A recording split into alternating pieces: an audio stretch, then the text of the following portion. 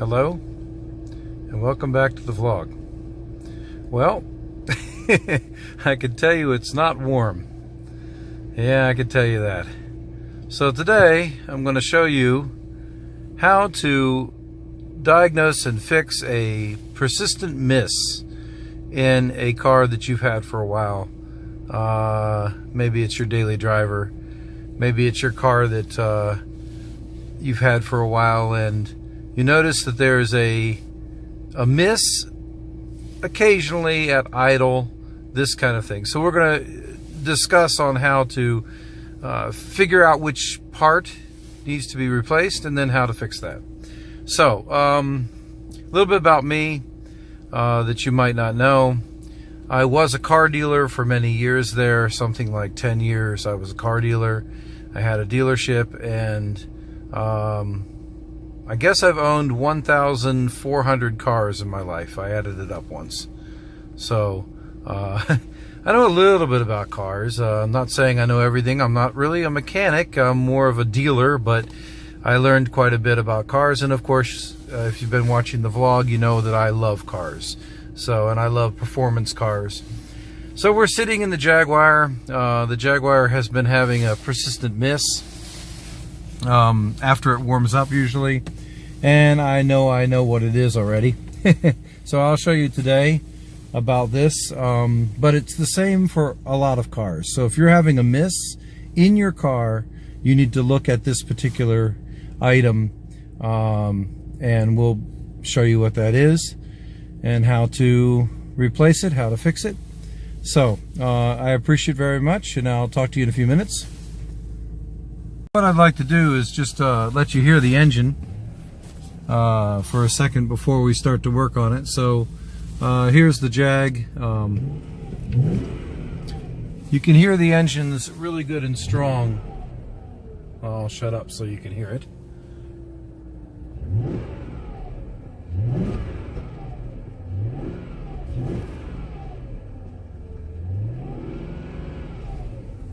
So the engine's running well right now, but as the car warms up, I do notice a miss, and it usually is an idle, and when you get on the gas, the miss goes away. So we're going to be discussing what part or parts I think that is, and I'll show you, and then how to fix it. Okay, thank you. Now, there are two things going on here. One, I live in the freezing north, and there's a lot of moisture around, as you can see. A lot of snow on the ground. Look at the snow. Snow on the ground everywhere, and a lot of rain and things. So I did take the covers off because moisture gets trapped underneath these coil pack covers, and that made things infinitely worse when it's raining and the ground is wet. So if you have coil pack covers and it's an older car, you might want to remove those if you're living in a very, very wet area. Alternatively, you could make sure that they seal extremely well, but you'd have to make sure that the air that you leave inside the cover is absolutely dry. And I think that usually the best option is to take them off. So, because the coil packs are exposed in a lot of cars, so it's not something unbelievable. So if you take them off, it'll let the moisture escape as the engine heats up. You won't get so much condensation on your coil packs. So the two things this car needs is valve cover gasket on both sides, obviously, and coil packs replaced. So I'm going to show you that in a few minutes. Okay, so I have the coil pack off, and if you can take a look right here, I'll leave it on the white towel so you can see. Alright, you can see the oil around the edge there. That's coming from the fact that there needs to be a valve cover gasket replaced, and even it is starting to erode the coil pack some. So obviously I'm going to buy new ones of these also. But that's how you fix it. That's how you solve the problem. So you can see the oil here on the edge. Let me see if I can show it to you.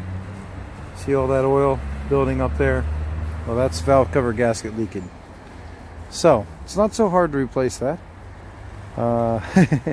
I hope this helped you. Like, share, and I'll see you next time. Well, I thought I was done, but I wanted to show you this one because it's absolutely very much, you can see for sure that there's oil coming from the valve cover gasket on the coil pack. So that's obviously going to erode the rubber, and even under certain conditions it can become conductive to electricity, and the spark can go through there to the block. So the fix for this, the repair, is valve cover gaskets, which is not that hard, and new coil packs. At least you should check every coil pack. Alright, so another little tip that I found that I should tell you: if you ever lose your socket tool for your spark plug in the down in there by the spark plug itself, if you have one of these, or you should get one, it's one of my favorite tools. Probably can tell by how well it's used. It's a long nose needle pliers. You can pull it out with that. So if you're scratching your head if it won't come out because it's on the spark plug, that's the way. I hope this helped you. All right, have a good day.